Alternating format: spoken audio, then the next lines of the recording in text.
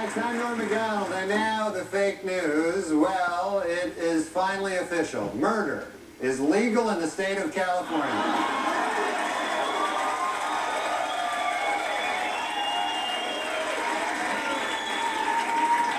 2 hours after the verdict, LA police had their first solid lead in the hunt for the real killers. A new witness has come forward who saw 3 men fleeing the crime scene the night of the murders. Police have released this sketch and would like to hear from anyone who has seen these 3 individuals.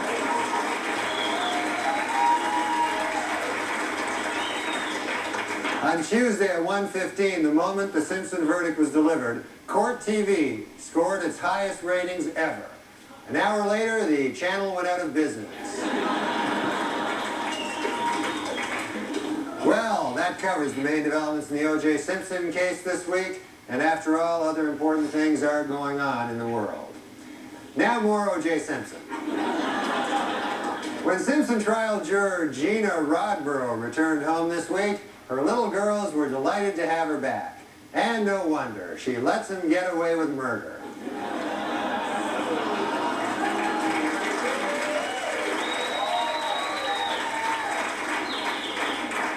Meanwhile, in Washington, Mayor Marion Barry praised the verdict as, quote, wise and just. And he called upon people of all races to please get him some crack.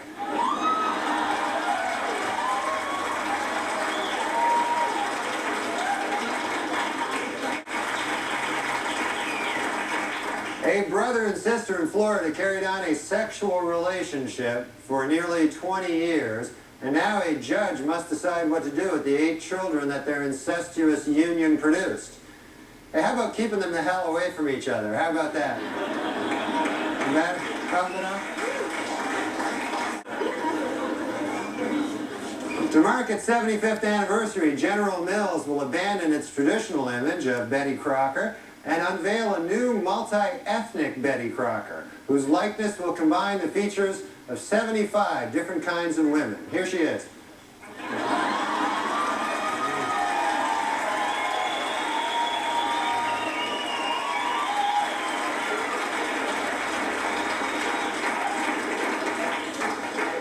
This week, supermodel Claudia Schiffer broke up with magician David Copperfield. Later, a devastated Copperfield wandered out onto the street and was hit by a bus. This, according to the current issue of Things I Wish Really Happened.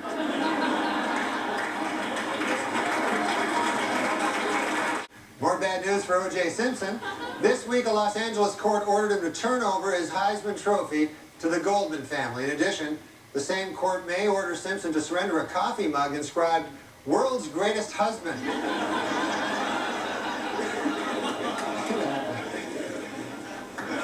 A new development in the Marv Albert story. This week, his accuser, Vanessa Perhatch, decided to go public, allowing news agency to print her name and picture.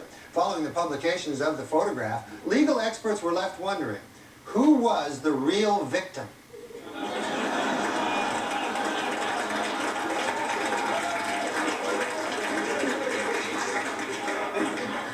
Not easy on the eye. In a recent interview on the subject of parenting, Jane Fonda admitted that it wasn't easy to talk to her children about sex. But she felt it was necessary because she did not want them to learn about sex the way that she did, by reading North Vietnamese propaganda pamphlets. We're not going to forget that. Hanoi Jane. It was a bad week for the restaurant chain Hooters. The company has been forced to pay $3.75 million to settle a sex discrimination suit brought by male job applicants who claim that its policy of hiring only women is unfair. The settlement was hailed as a landmark case for guys who try to ruin everything.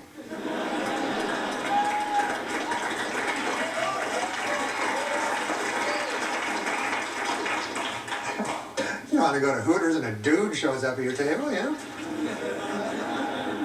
Action star Arnold Schwarzenegger is reportedly planning to appear in an upcoming production of the Broadway musical The King and I. Schwarzenegger says that in contrast to other actors' portrayals of the King of Siam, his will be really, really horrible.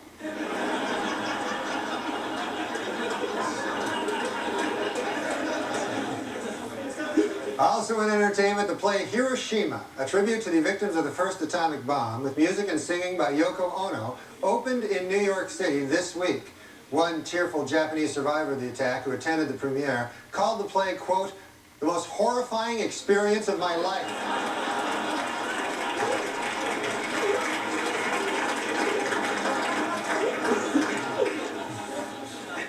And in entertainment news, Ellen DeGeneres and lover Anne Hesh have announced that they want to have a baby.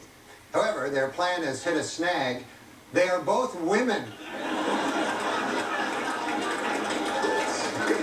It is not possible to have a child. Well, Bart, the 1,800-pound bear who co-stars with Anthony Hopkins and Alec Baldwin in the movie The Edge, reportedly earns a whopping $10,000 per day as a Hollywood actor. A small amount of the grizzly's income goes toward the preservation of bears' natural habitat. Bart spends the remaining money on bear whores and cocaine.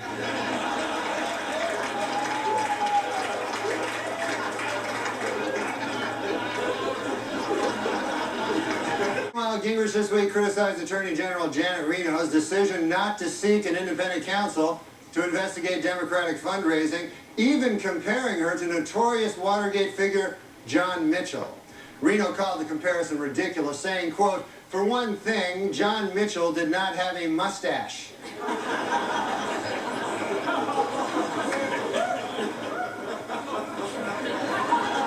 In an interview this week with Diane Sawyer, Mafia turncoat Sammy the Bull Gravano revealed that John Gotti once considered trying to buy a presidential pardon for $5 million. According to Gravano, however, he and Gotti were too afraid to get involved with, quote, "those kinds of people."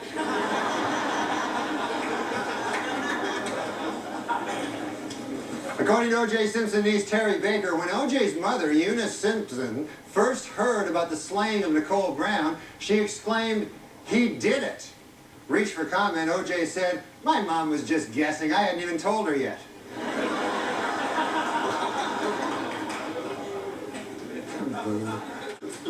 In Los Angeles this week, actor Arnold Schwarzenegger underwent heart surgery to repair a faulty heart valve.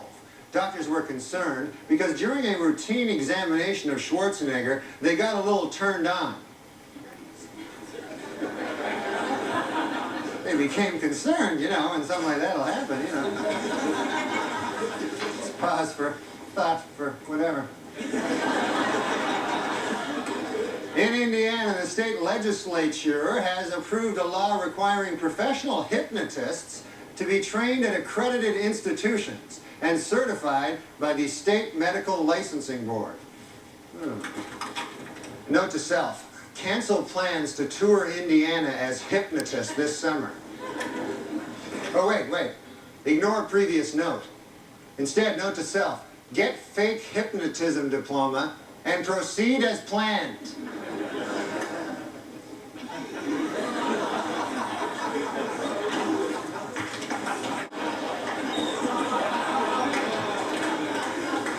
In South Dakota, inmates at the state penitentiary say that a new policy which allows officials to read their mail is an example of the routine violations of individual rights in prison. A better example would be the daily anal rapes, but I guess they want to start off small and then work up to the daily anal rapes, you know. They'll start off with the reading their mail, you know. With the resignation of 2 police officers in Virginia's Vermont, the city's 2,500 residents are now left with only 1 policeman. Note to self, if I get fired for cursing on the air last week, drive up to Virginia's Vermont, hypnotize the remaining policeman, and loot town.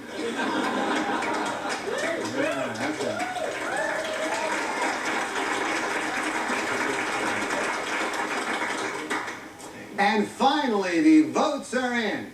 And Entertainment Weekly has chosen its funniest man alive. And who is the funniest man alive? You guessed it, Frank Stallone.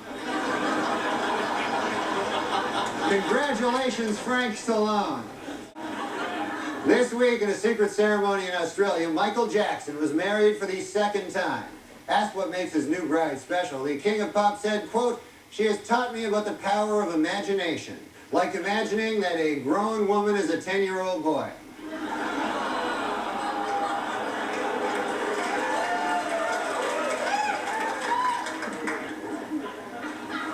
You know he's a homosexual pedophile, right? You understand?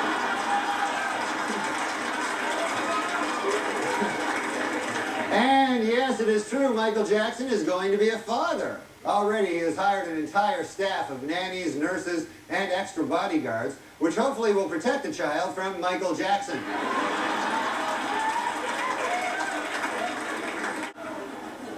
Nikki Barkutis, a young woman whose wealthy family owns a chain of profitable restaurants in New York, has won $23 million in the New York Lotto. This raises an interesting question. Nikki Barkutis, will you marry me? O.J. Simpson was in a different courtroom this week, attempting to regain custody of his 2 children. In order to prove to the court how much he loves his kids, O.J. pointed out, quote, "Hey, they're still alive, aren't they?"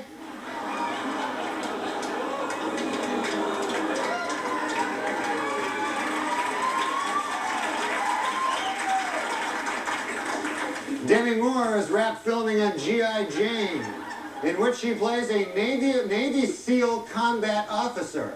Moore says that in contrast to other Hollywood portrayals of women in the military, her character will have giant breasts.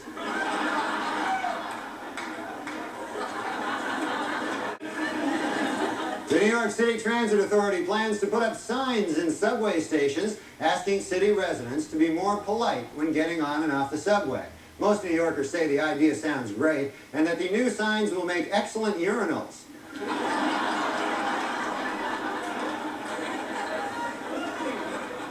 Doctors have discovered that deer hunters are at an unusually high risk for stress-related heart attacks. Also at high risk for stress-related heart attacks, deer.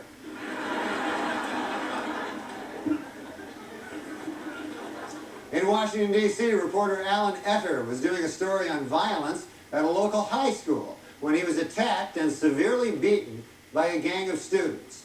The assailants say they have nothing against the reporter. They just love irony.